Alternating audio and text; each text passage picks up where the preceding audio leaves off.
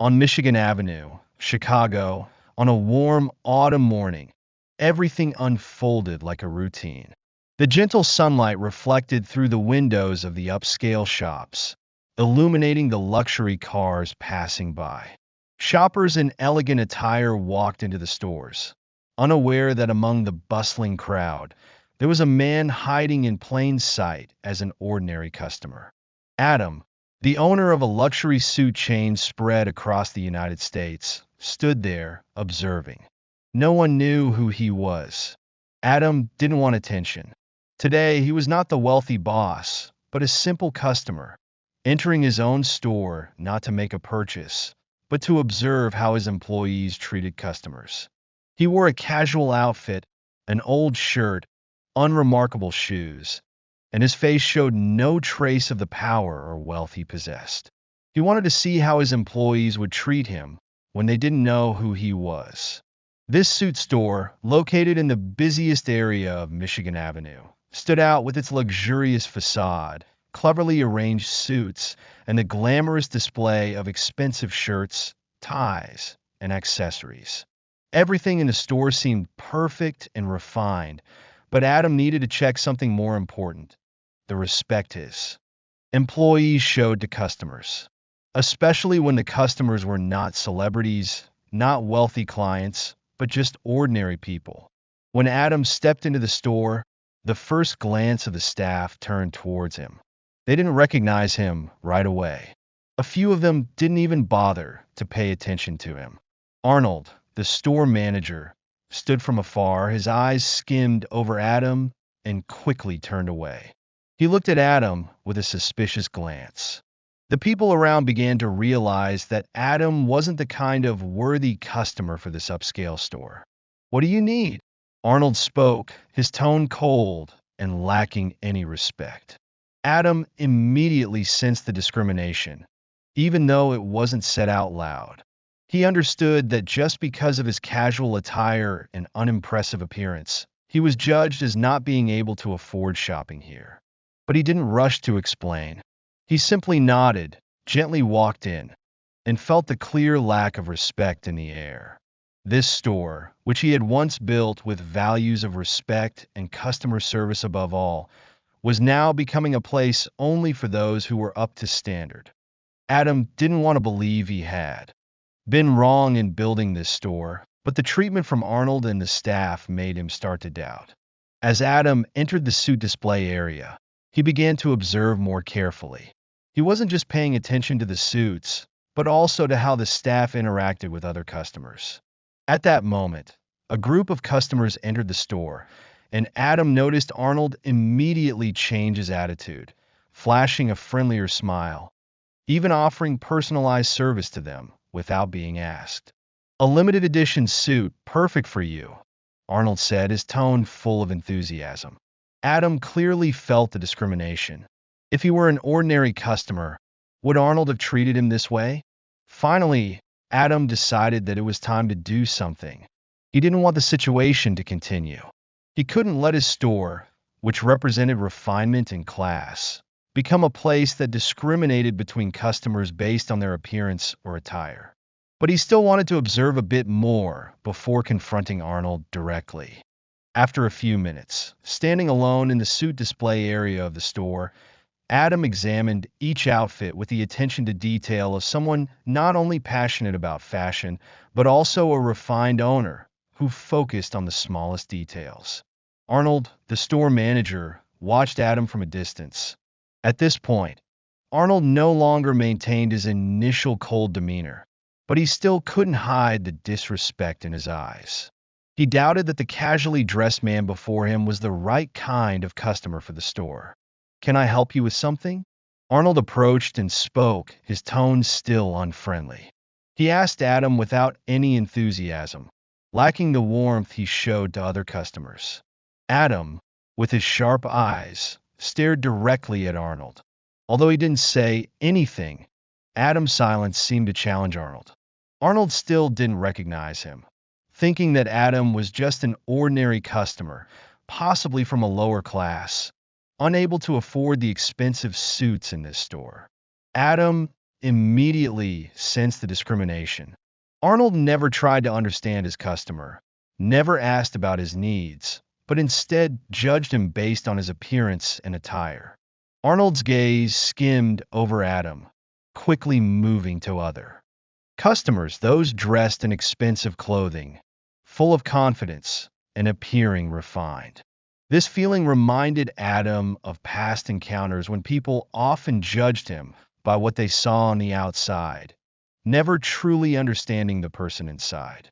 "I'm just looking for a suit," Adam replied softly, trying not to let his emotions overpower his reason. He wanted Arnold to realize his mistake on his own, but part of him was beginning to feel upset. Arnold gave a quick nod, showing little interest in Adam's request. Instead, he turned to another group of customers who had just entered the store dressed in expensive attire. Arnold immediately became more cheerful, flashing a wider smile and quickly offering them personalized fashion options. "This suit is a limited edition, perfect for a special occasion like yours," Arnold said, his tone sweet as he winked while talking about one of the most expensive suits in the store. Adam couldn't help but feel the injustice. He watched the scene, clearly sensing the discrimination. Arnold hadn't shown the same interest in him, despite the fact that Adam could very well be a higher-paying customer than anyone else in the store. It was a moment of silence, but enough for Adam to realize that he was facing a deeper issue than just disrespect. This was not just discrimination based on money, but on race. Adam realized that Arnold had judged him not only by his attire, but also by the color of his skin. It was a form of discrimination Adam was all too familiar with. But today, in his own store, he couldn't let it continue. Adam didn't want to let this situation continue. But he also knew that in order to address the issue, he needed to face Arnold directly, not only to defend his own dignity, but also to protect the values his store represented. Adam stood there, in the luxurious space of his store, looking at Arnold with a determined gaze. He knew this was the moment to confront. He couldn't allow racial discrimination to continue in his own store. He wasn't just an ordinary customer. He was the owner of this luxury suit chain, and this couldn't go on. "Arnold," Adam spoke, his voice calm, yet carrying a sense of certainty. Arnold turned around, surprised that Adam had called his name without a clear reason. He didn't recognize him right away, thinking Adam just wanted to continue searching for another suit. But Adam's silence, along with the change in his demeanor, made Arnold take notice. Adam could no longer stand still and watch this discrimination. He took a deep breath and said, "I am the owner of this store. I own everything you see here." Arnold's eyes widened in surprise. He couldn't believe what he had just heard. All the arrogance and self-satisfaction Arnold had shown when he thought Adam was just an ordinary customer vanished in an instant. The racial discrimination Arnold had directed towards Adam suddenly became clearer than ever. You are the owner of this store?" Arnold stammered, unable to hide the shock in his voice. Adam looked straight into Arnold's eyes, unwavering. "Yes, it's me," Adam reaffirmed. "And I do not accept the way you treated me, nor the way you treat other customers. Your behavior is unacceptable." Arnold stood there, slightly hesitant, but the smugness still lingered in the way he looked at Adam. "So what?" Arnold asked, his tone defiant, as if he saw no issue with his actions. "You're not the right customer, and we only want to serve those who deserve this store." Adam felt anger rising, but he controlled it. He didn't come here to get angry, but to prove that Arnold's approach could not continue.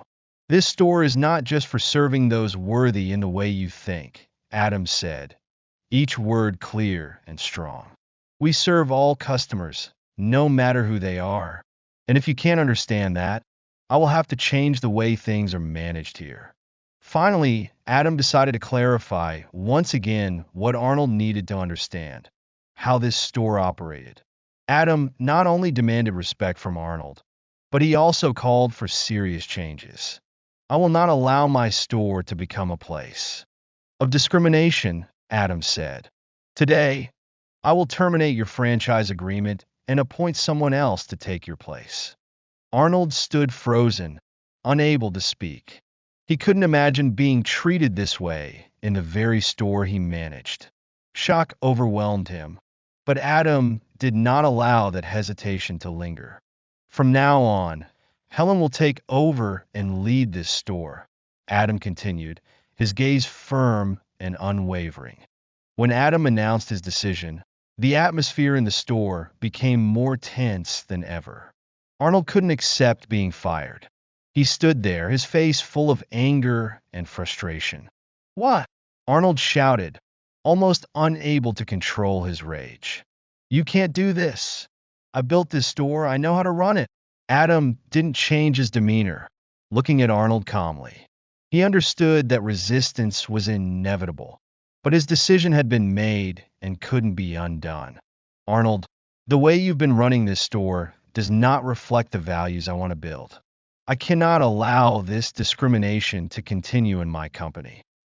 Arnold turned to look at the store staff, who were watching the conversation in tense silence. "I don't need someone like you standing here telling me how to work," Arnold said, clenching his fists. "You don't understand what this store means. You'll regret this." Adam was not swayed by Arnold's words. He understood that this was the time to stand firm on his principles, not only out of respect for customers, but also for the long-term development of the store. "What I don't understand is why you don't treat everyone fairly. This store is not yours. It belongs to all of us, and I won't allow any discrimination to occur." Helen, whom Adam had appointed to replace Arnold, stepped forward. She looked at Arnold with a decisive gaze, unflinching. She didn't need loud words or calls for attention. "We'll start right now," Helen said, her tone firm yet full of understanding. "This store will no longer have room for attitudes like that. We'll start fresh." Arnold looked at Helen. The tension between them was palpable. "What do you think you can do?" he said, unable to hide the anger in his voice. "You can't change the way this store operates overnight. I've been here a long time." Helen didn't respond immediately. She just smiled, gently but with complete confidence. "We'll start by changing how we approach customers," she said. "There will be no more discrimination. I will ensure that every employee understands this." Adam watched it all, feeling a sense of peace in his heart. He knew this change wouldn't be easy, but he trusted that Helen would bring a positive transformation to the store. She understood the company's values and was ready to fight for what was right. Arnold, though angry, couldn't do anything more. He just stood there with no strength to resist and finally turned away, walking off without saying another word. Adam knew that this was the end of his relationship with Arnold, but it also opened a new chapter for his store. 2 weeks had passed since Helen took over the store, and things had started to change. The store was now not just a luxury shopping destination, but also a space where every customer felt respected and welcomed. Helen had organized training sessions for the staff on customer service, emphasizing the importance of treating everyone fairly, no matter who they were. The staff now had a better understanding of the values the store represented, and this change had made everything in the store feel more vibrant and positive. Adam frequently visited the store to oversee the changes, and each time he came, he could feel the difference. The staff no longer had a distant attitude, they smiled more, and their service became friendlier and more enthusiastic. Adam's store now not only attracted wealthy customers, but also created an environment where everyone felt comfortable walking in. The atmosphere in the store had also become fresher. Customers no longer felt the pressure to display wealth or social status when they walked in. They could feel the friendliness from the staff and no longer had to worry about being judged based on their attire or circumstances. This made Adam feel proud of the changes Helen and the staff had implemented. One morning, as Adam entered the store, a staff member immediately came over to greet him. "Hello, sir, welcome back," she said with a sincere smile, her eyes full of kindness. Adam felt proud of the changes that had taken place in his store. He knew that this was the result of Helen and the team's continuous efforts, and it made him trust his decision. But after 2 weeks, Arnold, the former manager, unexpectedly returned. He entered the store with a heavy expression, and when he saw Adam and Helen, his eyes couldn't hide the embarrassment. I want to apologize, Arnold said, his voice low. I know I was wrong, and I've come to realize that what I did not only harmed the store, but also the people around me.